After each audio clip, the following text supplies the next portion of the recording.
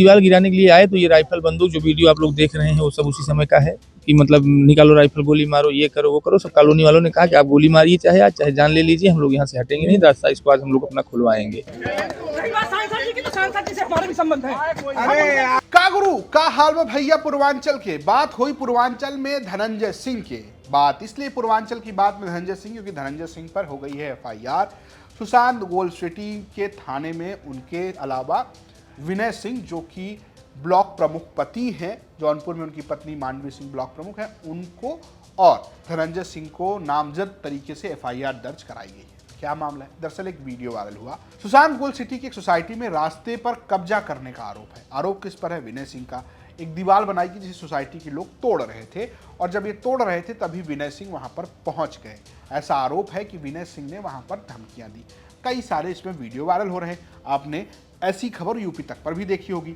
लेकिन अब बात करते हैं नए वीडियो की। एक और वीडियो आया है जिसमें बात इस तरीके से साझा की जा रही है, इस वीडियो को शेयर करते हुए, कि इसमें तो जो व्यक्ति विनय सिंह से लड़ रहा है वो भी ये कह रहा है कि हमारे भी जानकार हैं धनंजय सिंह, सांसद साहब को तो हम भी जानते हैं। लड़ाई धनंजय सिंह की नहीं, लड़ाई विनय सिंह की है। जरा ये वीडियो देखिए। विनय सिंह एक बात बताइए, चैलेंज वाली बात मत करिए। बस छोड़िए, हो गया जो होना। आप जो होंगे अपने यहाँ के होंगे, हम जो है अपने यहाँ के। हमारे दिन तारीख बता दो भैया, उसे बोल जाए। रही बात सांसद जी की, तो सांसद जी से हमारे भी संबंध है। अरे तो भैया ये है धीरेन्द्र मणि त्रिपाठी। धीरेन्द्र मणि त्रिपाठी को यूपी तक ने खोज निकाला, उनसे बात की तो उनका आरोप ये है कि बहुत सारे लोग इस सोसाइटी में गनर के साथ आते हैं। उन्होंने ना धनंजय का नाम लिया ना विनय का नाम लिया। उन्होंने कहा कि यहाँ पर लोग जो है गनर के साथ आते हैं, महिलाएं डरती हैं, बच्चे डरते हैं। अगर आपको इतनी ही दिक्कत है तो आपने सोसाइटी में जमीन ही क्यों ले ली है? आप कहीं और ले लीजिए। अगर आपको सुरक्षा का खतरा लग रहा है, चलिए आप गनर के साथ आ रहे हैं, आप जबरदस्ती कर लेंगे, आप गुंडाई कर लेंगे। इस तरीके का आरोप धीरेन्द्र ने लगाया। भाई साहब क्या कुछ था पूरा मामला 29 दिसंबर का, बताएं। 29 दिसंबर को जो है सुबह से उन्होंने एक दिन पहले ही जो है सब दीवार उवाल सब इसको खड़ी कर ली थी अपनी। हम लोग फ़ोन पे उनको मना कर रहे थे क्योंकि हम गांव चले गए थे, ठंडी की छुट्टी हुई थी। तो मालूम पड़ा कि यहाँ से जो है फ़ोन आया कि ऐसा ऐसा बात है, ये लोग अपना फिर से आके दीवार, वही 1 महीने 1.5 महीने पहले भी इन्होंने ऐसे किया था। तब हम लोगों ने बात की, 112 फ़ोन लगाया तो रोक दिए थे, उस समय मान गए थे। तो वापस इन्होंने प्रयास शुरू कर दिया। तो हम लोगों ने फ़ोन फाटे पे जो भी अपना कह सकते थे हमने बात की, मना किया है उनको कि मत करिए, ऐसा नहीं माने। हम लोग आए, आने के बाद इनसे मिलकर विनती निवेदन करने लगे, लेकिन अभी वो अपने दूसरे लय में थे नहीं मान रहे। तो फिर पूरी कॉलोनी जो है आपस में राय मशविरा करके कि भाई अगर ये बंद कर ही देंगे, अगर एक बार जो है तो फिर दोबारा कोई खुल नहीं पाएगा।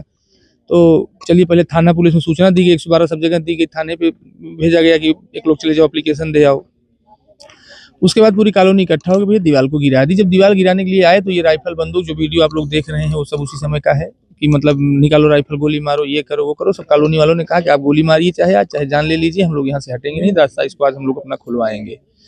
और चूंकि इनके साथ बहुत सारे आपराधिक प्रवृत्ति के लोग रहते थे हमेशा से, तो इसलिए लोग डरे। लेकिन उस दिन सब एकजुट होकर सबने इसको गिरा दिया। और गिराने के बाद फिर बाकी की चीजें आपने सब देखा होगा, उसमें जो है तमाम वीडियो पता नहीं कैसे वायरल हुआ है सब जो है। और अभी कल भी जो है 7-8 लोग वहाँ CCTV कैमरा हम लोग लगवाए हैं, उसमें दिख रहा था कि मुंह बांध के इधर से आए हैं सब। 4-5 लोग यहाँ पे लंबे लंबे से थे, मुंह बांधे हुए मुफलर से, कोई मास्क, मतलब इस समय मास्क लगा के एकदम से। और इधर ले गए, उनको टहलाया कि ये वाला घर उनका है, वो वाला जो भी बता रहे हैं हम लोग कैमरे में देख रहे थे, हाथों से ऐसे कर रहे थे। तो कहने का मतलब कि उनका जो इंटेंशन है कि हम अपनी दबंगई से यहाँ सबको दबा देते। अब कॉलोनी इकट्ठा हो गई है और अब ये जो स्थिति है, तभी आप लोग आए हैं। जो भी हुआ है थाने में सुनवाई नहीं हुई, हम लोग गए, वहाँ से भगा दिए गए थे। फिर उसके बाद हम लोग माननीय आयुक्त महोदय के यहाँ गए, पुलिस आयुक्त महोदय के यहाँ गए, वहाँ से सुनवाई हुई है, कार्यवाही आगे हुई है, ये साहब हटा दिए। विनय सिंह हमेशा ऐसे ही दबंगे से आता था। आपसे एक बात कहें भैया कि सागर की महिमा घटी, रावण बसा पड़ोस। जब से ये यहाँ आए, इन्होंने आते ही पहले दिन यहाँ जैसे उनका कदम पड़ा है, उसी दिन से लग गया कि यहाँ कुछ अब गड़बड़ शुरू हो गया। जब सब मिलजुल के एकजुट रह रहे थे, आते ही इन्होंने अपना नौटंकी शुरू कर दी। यहाँ पे दबंगई, 10 लोग उधर खड़े होना, 5 लोग उधर खड़े होना, राइफल ले। क्या जरूरत है यहाँ कॉलोनी में ऐसा माहौल बनाने की? और अगर आपको यहाँ इतना खतरा था तो आप यहाँ क्यों ले लिए जमीन? और 45 स्क्वायर फीट लेके उसको 8500, 9000, 10,000, 12,000 करने की क्या आवश्यकता थी आपको?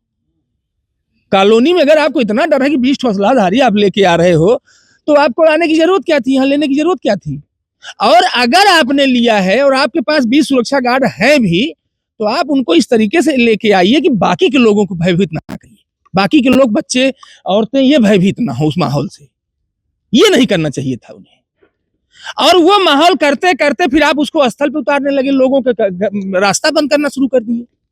काहे करने लगे ऐसा? यही बात मैंने उनसे कही कि ये जो आप 4 साल से यहाँ माहौल बना के रखे थे, ये करने की क्या आवश्यकता थी? अगर आप सौहार्दपूर्ण माहौल में रहते, आपके पास ईश्वर ने सब कुछ दे रखा है, तो फिर यहाँ करने की क्या जरूरत थी? ये चिरकुटाही करने की क्या जरूरत थी आपको?